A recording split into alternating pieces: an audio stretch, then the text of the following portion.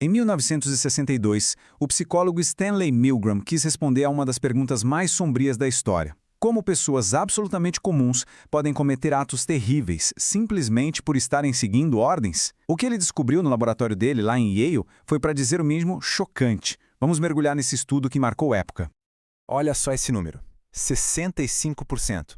É aqui que o mistério todo começa. Quase 2/3 dos participantes foram até o fim, aplicando o que eles acreditavam ser um choque elétrico que poderia ser fatal a uma pessoa inocente. Esse resultado quebrou todas as expectativas e forçou todo mundo a repensar o que a gente sabe sobre a natureza humana. A grande questão é, por quê? O próprio Milgram resumiu o resultado com essa frase que, vamos combinar, dá arrepios. A autoridade, ali representada por um cientista de jaleco, se mostrou uma força muito mais poderosa do que a consciência da maioria das pessoas. Isso mostra bem o poder da situação sobre o indivíduo, que é um tema central na psicologia social. Essa é a pergunta que ecoa até hoje. E olha, não estamos falando de gente sádica. Eram funcionários dos Correios, professores, engenheiros, gente como a gente. Para entender a resposta, a gente precisa primeiro dar uma olhada na arquitetura da coisa, no cenário que o Milgram montou com tanto cuidado. Pois é, para entender de onde saíram aqueles 65%, a gente tem que desmontar o experimento. Cada detalhe foi pensado para testar os limites da obediência. Os participantes, que eram 40 homens recrutados por anúncios de jornal, não faziam ideia do real motivo de estarem ali.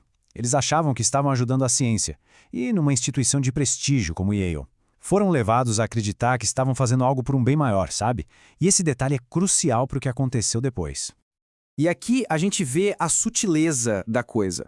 O sorteio era de mentira. O participante de verdade sempre virava o professor, a pessoa que ia apertar os botões. Já o aluno, que supostamente levaria os choques, era, na verdade, um ator, um cúmplice do Milgram.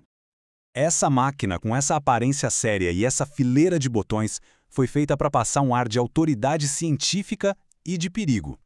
Os níveis iam de choque leve até um aterrorizante XXX no final.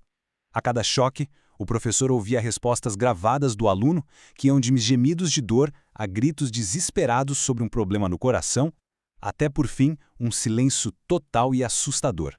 E aqui está o pulo do gato. Nenhum choque de verdade foi aplicado. Mas para o participante, o professor, tudo aquilo era 100% real. A angústia dele, o conflito interno, era isso que estava sendo estudado. Essa enganação toda foi o centro do dilema ético do experimento e a fonte do tormento de quem participou. Então, o que acontecia quando a consciência do participante começava a pesar e ele pensava em parar? Bom, aí ele dava de cara com a figura calma e firme do pesquisador, o cientista de jaleco cinza que representava a autoridade. O pesquisador não gritava, não ameaçava. Ele usava uma sequência de 4 ordens, ditas num tom firme, mas educado. Essa progressão de comandos ia aumentando a pressão aos poucos, tornando cada vez mais difícil para os participantes simplesmente desistirem. Essa troca de falas talvez seja a mais importante de todo o experimento. Ao assumir a responsabilidade, o pesquisador permitia que o participante entrasse no que Milgram chamou de estado agêntico. É um estado em que a pessoa se vê apenas como um instrumento, cumprindo os desejos de outra pessoa. Esse conceito ajuda a explicar como pessoas comuns podem participar de coisas terríveis, transferindo a responsabilidade para uma figura de autoridade. É muito importante lembrar que não eram pessoas sádicas. Eram pessoas comuns, presas num conflito moral excruciante. Elas suavam, tremiam, mordiam os lábios. Teve um participante que teve uma convulsão tão forte que o experimento teve que ser interrompido. Eles estavam divididos entre o desejo de não machucar ninguém e a incapacidade de desobedecer à autoridade. O experimento em si acabou, mas as suas consequências estavam apenas começando. A controvérsia ética foi gigantesca e os resultados completos, quando vieram à tona, causaram um verdadeiro terremoto na comunidade científica e na sociedade como um todo.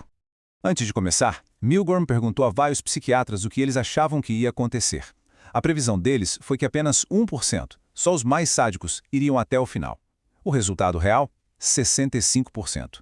Essa diferença brutal mostrou o quanto a gente subestima o poder que uma situação tem de desviar a bússola moral de uma pessoa. Quase que imediatamente, o experimento foi bombardeado por suas falhas éticas. A enganação era profunda, o dano psicológico era óbvio e o direito dos participantes de simplesmente irem embora foi seriamente comprometido. Esse experimento virou o exemplo clássico de pesquisa antiética e levou a uma revisão completa de como se fazem estudos com seres humanos.